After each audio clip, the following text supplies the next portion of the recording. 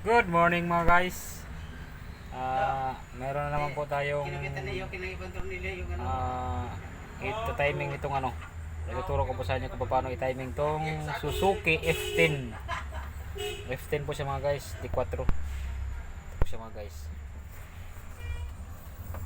Ayan, sa crankshaft muna tayo mga guys. Ayan.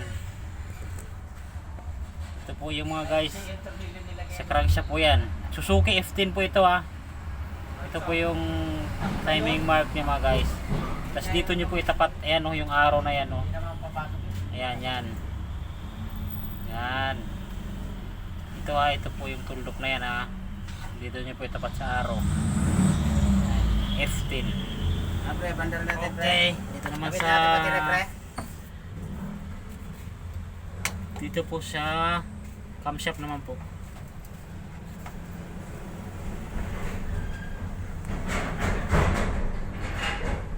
Ayan po mga guys, sa camshaft po ito. Yan. Gasolina. Ito yung timing mark sa gear niya, camshaft. Ito yung sa cover naman niya, itong arrow na to. Itapat niyo po diyan. Take note pala mga guys, kasi dalawa ito. Ito oh. Itong may number na to mga guys. Hindi ito yung timing mark niya. Kasi ang magiging ano nito, magtatap nito yung 4 pag ito yung nilagay nyo sa ano. Kailangan ito yung walang number mga guys. Ito. Ayan, walang number po yan oh. Ayan, dito nyo po itapat. Ulitin ko mga guys. Crankshaft. Ayan po mga guys, crankshaft. Ayan yung tuldok na yan. Ayan. Tapos yung arrow na to. Ayan yung arrow. Ang laki ng arrow na yan. Oh yan. So camshaft, ulitin ko rin para hindi kayo maligaw. Ayan, ito. Ito mga guys, yung marking na yan. Tapos ito. Ito yung arrow.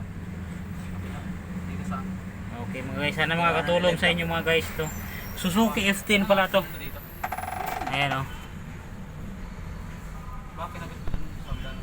F10. Kabit na nila yun. Sino kasama? Anak niya. Pasok ka na. Ano kung pasok ko na? Ayan, F10. Ang ginawa pala namin ito, nagpalit kami ng ano. Ayan nga, pagdating Nagpalit kami ng valve seal dahil ano siya. Mausok siya. Sira na kasi yung valve seal niya, lumalabas na yung langis. Ayan. Okay. Thank you for watching. Please like and subscribe na YouTube channel and Facebook. Follow my Facebook. Dong Reynan Mechanic. Thank you.